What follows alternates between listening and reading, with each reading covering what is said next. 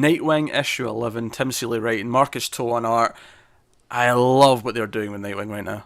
It's so good. I love it. So Defacer and the other guy, was it Jimmy? They're like running this like support group for like ex like sidekick supervillains, because we get this flashback to when Robin was like, Dick was still Robin, he was a kid, and Defacer was also a kid sort of villain, and they're trying to like be good in Bloodhaven. They've came here to reform and do stuff, but she takes like umbrage with Nightwing being around, and it'll stir everyone up. But that's who Gorilla Grimm is involved with, and all these other like no-name villains are. But I like it. I like the message it's sending for Nightwing, the optimism, the idea that he might try and help them now. And it's also building up his supporting cast, but no, I really like it. And so I downloaded that Direct Currents, the DC magazine. It's free after recording last week. And all characters are based off of, I guess, classic Nightwing, Bloodhaven characters, like Stallion, and I'm trying to think of some of the other ones that are in there. And by the end we get Orca.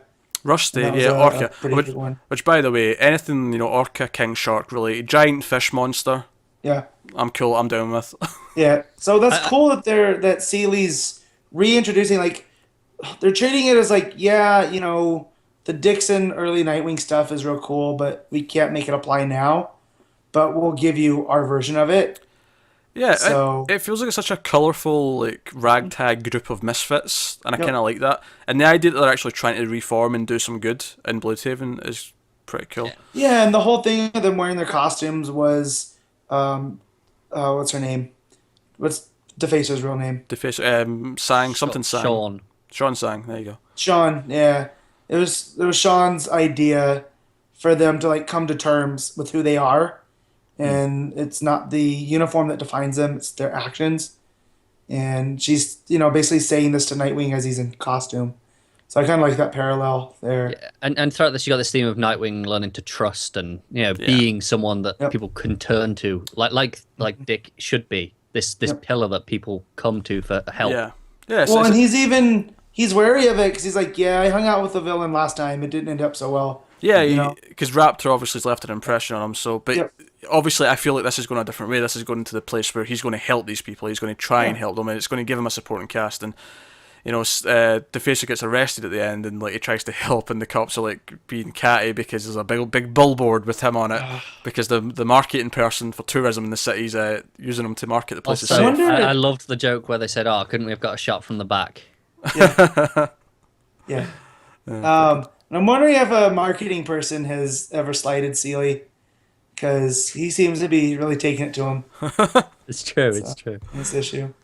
But yeah, and Orca at the end, which is cool because I think that's a Bat villain or a Nightwing villain we don't get too much of. Also, I love having a big fish villain in a city of docks. Yeah. That makes sense. Well, and the gang is the Whalers too, so it's like it's taking that back. Yeah. So yeah, Nightwing does some detective work, he does some digging, he finds out that Grimm was framed, and just sets up this corruption in the city. Not much more than that. He goes to that underground like swap meet. Yeah, the marketplace. And the cops are like, and the cops keep it around because it keeps them off the boardwalk, not bothering the tourists, the tourists and stuff. And he talks to a lady of the night, and thinks that, she's sleeping with Gorilla Grimm.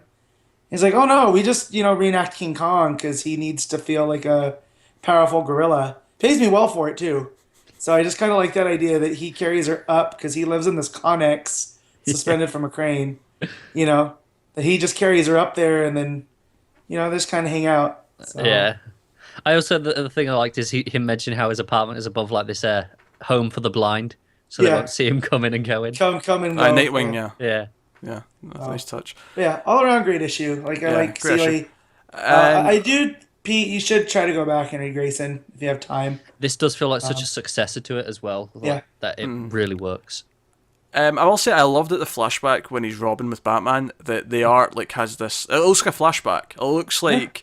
The coloring's different. Yeah, they colour it more like an older comic, and that looks... It's almost as if the page is faded. Yeah. And it looks quite cool. I really like that. It's a nice touch. And the art's generally pretty good as well. It's still got that kind of ultra bright thing that we did complain about a little, but it doesn't have that page that the last issue had where it was super, because it was all just in a white room kind of thing. Fluorescent. Yeah. Which I think is the point of the bright colors, because Bloodhaven, they've turned into this neon bright Atlantic City-esque, and so it really... It's just the goes indoor well with the ones storytelling. that bother me. You know, like when you have the support group at the end and all the backgrounds just feel like really faded because of it. Yeah.